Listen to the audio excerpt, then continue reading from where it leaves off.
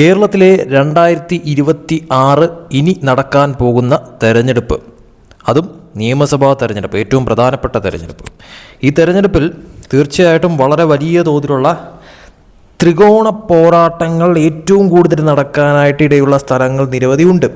അതോടൊപ്പം തന്നെ ഏറ്റവും പ്രധാനപ്പെട്ടതായിട്ടുള്ള ചില സ്ഥലങ്ങളുണ്ട്. അതോടൊപ്പം തന്നെ കേരളത്തിലെ 140 നിയമസഭാ മണ്ഡലങ്ങളിൽ ഏറ്റവും കൂടുതൽ ട്വിസ്റ്റുകൾ സംഭവിക്കാനായിട്ട് വളരെ നല്ല രീതിയിൽ സാധ്യതയുള്ള സ്ഥലങ്ങളുമുണ്ട്. പ്രത്യേകിച്ച് എടുത്തു പറയാനാണെങ്കിൽ ഇപ്പോൾ പുറത്തു വന്നുകൊണ്ടിരിക്കുന്ന ലേറ്റസ്റ്റ് സർവേ റിസൾട്ടുകൾ, ദേശീയ തലത്തിൽ നിന്ന് തന്നെയുള്ള സർവേ റിസൾട്ടുകൾ, അതോടൊപ്പം തന്നെ ചില രാഷ്ട്രീയ കണക്കുകളൊക്കെ വെച്ച് നോക്കുമ്പോഴത്തേക്കും കേരളത്തിലെ ഒരു കാറ്റ് അല്ലെങ്കിൽ ഒരു അന്തരീക്ഷം ഏത് തരത്തിലാണ് ചിന്തിക്കുന്നതെന്ന് നോക്കേണ്ടത് അനിവാര്യമായിട്ടുള്ളൊരു കാര്യം തന്നെയാണ്. അതിലേറ്റവും എടുത്തു പറയേണ്ടത് ഇപ്പോൾ നമ്മൾ കോട്ടയമാണ് നോക്കാനായി പോകുന്നത്. കോട്ടയത്തെ 9 നിയമസഭാ മണ്ഡലങ്ങളാണ് നമ്മൾ നോക്കാനായി പോകുന്നത്. പാലാ, കടുത്തുരുത്തി, വൈക്കം, ഏറ്റുമാനൂർ, കോട്ടയം, പുതുപ്പള്ളി, ചങ്ങനാശ്ശേരി, കാഞ്ഞിരപ്പള്ളി, പൂഞ്ഞാർ, ഈ ഇത്രയും സ്ഥലങ്ങൾ, അതായത് 9 സ്ഥലങ്ങൾ, 9 നിയമസഭാ മണ്ഡലങ്ങളിൽ എന്താണ് സംഭവിക്കാൻ പോകുന്ന മാറ്റങ്ങൾ, അട്ടിമറികൾ എന്നുള്ളതാണ് ഇപ്പോൾ വളരെ കൃത്യമായിട്ട് നമ്മൾ നോക്കാനായി പോകുന്നത്. ഓരോ സ്ഥലങ്ങളായിട്ട് നോക്കേണ്ടത് അനിവാര്യമായിട്ടുള്ള കാര്യം തന്നെയാണ്. തീർച്ചയായിട്ടും വമ്പൻ അട്ടിമറികൾ സംഭവിക്കുമെന്ന് തന്നെയാണ് പുറത്തു വന്ന സർവേ റിസൾട്ടുകൾ സൂചിപ്പിക്കുന്ന കാര്യമെന്ന് പറയുന്നത്. നമുക്ക് ഓരോ സ്ഥലങ്ങളായിട്ട് തന്നെ നോക്കാം. പാലയിൽ 2026 നോക്കുമ്പോഴത്തേക്കും തീർച്ചയായിട്ടും വലിയ തോതിലുള്ള മാറ്റങ്ങൾ സംഭവിക്കാനായിട്ടുള്ള സാധ്യതകൾ നിലനിൽക്കുന്നു. അതായത് LDFനാണ് നേരിയ തോതിലുള്ള ഒരു മുൻതൂക്കം പാലയിൽ കൊടുത്തിരിക്കുന്നത്. അതോടൊപ്പം തന്നെ BJPയുടെ വോട്ട് ശതമാനം പാലയിൽ ഉയരുമെന്നുള്ളതും ഈ ഒരു സർവേ റിസൾട്ട് പ്രകാരം മനസ്സിലാവുന്ന ഒരു കാര്യം തന്നെയാണ്. പക്ഷേ LDFനാണ് അവിടെ ഒരു വിജയസാധ്യത നേരിയ തോതിൽ കൊടുത്തിരിക്കുന്നതെന്ന് പറയുന്നത്.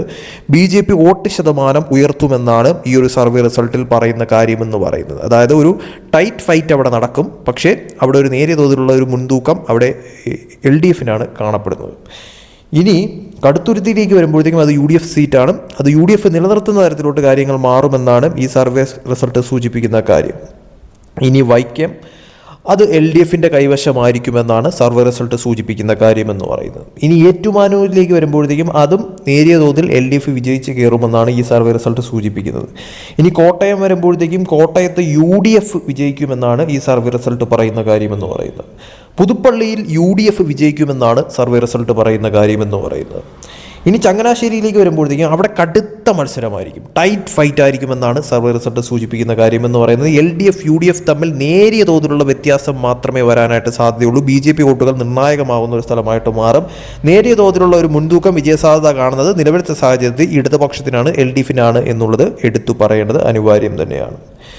ഇനി കാഞ്ഞിരപ്പള്ളിയിലേക്ക് വരുമ്പോഴത്തേക്കും കാഞ്ഞിരപ്പള്ളി LDF വിജയിക്കുമെന്നാണ് പറയുന്നത്. നേരിയ തോതിലുള്ളൊരു മുൻതൂക്കമാണ് LDFന് കൊടുത്തിരിക്കുന്നത്. ഇനി ഏറ്റവും ട്വിസ്റ്റ് നടക്കുന്ന സ്ഥലം പൂഞ്ഞാറിൽ വളരെ കടുത്ത മത്സരമായി മാറുമെന്നാണ് സർവേ റിസൾട്ട് സൂചിപ്പിക്കുന്നത്. അതായത് പ്രവചനാതീതമായിട്ട് കാര്യങ്ങൾ മാറാനും ത്രികോണ പോരാട്ടം കോട്ടയത്ത് ഏറ്റവും വലിയ തോതിൽ നടക്കുന്ന ഒരു സ്ഥലമായിട്ട് പൂഞ്ഞാർ മാറുമെന്നാണ് സർവേ റിസൾട്ട് സൂചിപ്പിക്കുന്ന ഒരു കാര്യമെന്ന് പറയുന്നത്. അതായത് നിലവിൽ അവിടെ LDF UDF അതോടൊപ്പം തന്നെ BJP തമ്മിലുള്ള ഒരു കടുത്ത പോരാട്ടമായി മാറുമെന്നും ഈ സർവേ റിസൾട്ട് പ്രകാരം നേരിയ തോതിലുള്ള ഒരു മുൻതൂക്കം കൊടുത്തിരിക്കുന്നത് BJPക്കാണ് എന്നുള്ളതാണ് ഏറെ ഹൈലൈറ്റ് ആയിട്ടുള്ള ഒരു കാര്യമായി എടുത്തു പറയേണ്ടതെന്ന് പറയുന്നത്. പൂഞ്ഞാറിൽ അതായത് നേരിയ തോതിലുള്ളൊരു മുൻതൂക്കമാണ് കൊടുത്തിരിക്കുന്നത്. 2ാം സ്ഥാനത്ത് ഇടതുപക്ഷത്തെയാണ് ഈ സർവേ റിസൾട്ട് പ്രകാരം പറഞ്ഞിരിക്കുന്നത്. UDF 3ാം സ്ഥാനത്താണ് പറഞ്ഞിരിക്കുന്നത്. അങ്ങനെ നോക്കുകയാണെങ്കിൽ നേരിയ തോതിലുള്ള ഒരു മുൻതൂക്കം, വിജയസാധ്യത കണക്ക് ഇതിൽ കൊടുത്തിരിക്കുന്നത് BJPക്കാണ് എന്നുള്ളതാണ് ഏറ്റവും ഹൈലൈറ്റ് ആയിട്ട് കാണേണ്ട ഒരു കാര്യമെന്ന് പറയുന്നത് പൂഞ്ഞാറിൽ. സോ എന്തും സംഭവിക്കാം. ഈ 9 സ്ഥലങ്ങളുടെ കണക്ക് നോക്കുമ്പോഴത്തേക്കും വളരെ ടൈറ്റായിരിക്കും എന്നുള്ളത് തന്നെയാണ് മനസ്സിലാവുന്നത്. അതായത് വ്യക്തമായിട്ടുള്ളൊരു മുൻതൂക്കം ആർക്കും കൊടുക്കാത്ത തരത്തിൽ ഇടതുപക്ഷത്തിനും വലതുപക്ഷത്തിനും അതോടൊപ്പം തന്നെ BJP അട്ടിമറിയും സൂചിപ്പിക്കുന്ന തരത്തിലുള്ള ഒരു സർവേ റിസൾട്ടാണ് ഇപ്പോൾ പുറത്തു വന്നിരിക്കുന്ന ഈ സർവേ റിസൾട്ട് എന്ന് പറയുന്നത്. തീർച്ചയായിട്ടും ഇതൊരു സർവേ റിസൾട്ട് മാത്രമാണ്. ഇനി യഥാർത്ഥ ജനവിധി എന്താണ് എന്നുള്ളതും അതോടൊപ്പം തന്നെ സർവേ റിസൾട്ടുകൾ പോലെ തന്നെ കാര്യങ്ങൾ മാറി മറിയുമോ, അതല്ല അവിടെ ഒരു LDF തരംഗമോ UDF തരംഗമോ മാത്രമായി കാര്യങ്ങൾ മാറുന്ന രീതിയിലോട്ട് കാര്യങ്ങൾ എത്തുമോ എന്നുള്ളതും UDF കാര്യമായി മേൽക്കൈ ഉണ്ടാക്കുന്ന തരത്തിലോട്ട് കാര്യങ്ങൾ എത്തുമോ എന്നുള്ളതും കാത്തിരുന്ന് കാണേണ്ടത് അനിവാര്യമായിട്ടുള്ള കാര്യമാണ്.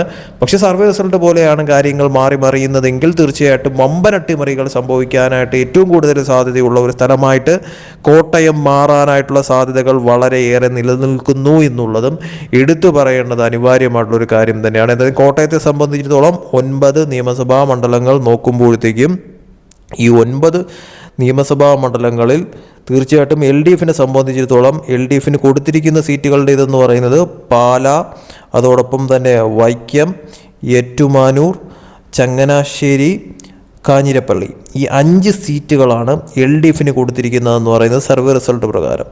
അതേസമയം UDF സംബന്ധിച്ചിടത്തോളം കടുത്തുരുത്തി, അതോടൊപ്പം തന്നെ കോട്ടയം, പുതുപ്പള്ളി, ഈ 3 സീറ്റുകളാണ് നിലവിലത്തെ സാഹചര്യത്തിൽ UDF കൊടുത്തിരിക്കുന്നതെന്ന് പറയുന്നത്. അതേസമയം പൂഞ്ഞാറിൽ 1 സീറ്റ് വിജയസാധ്യത കൊടുത്തിരിക്കുന്നത് BJPക്കാണ് എന്നുള്ളതാണ് ഏറെ ഹൈലൈറ്റ് ആയിട്ട് പറയാൻ പറ്റുന്ന ഒരു കാര്യമെന്ന് പറയുന്നത്. എന്തായാലും വലിയ അട്ടിമറികൾ സംഭവിക്കാനായിട്ട് ഏറ്റവും കൂടുതൽ സാധ്യതയുള്ള ഒരു തെരഞ്ഞെടുപ്പാണ് വരാൻ പോകുന്നത്.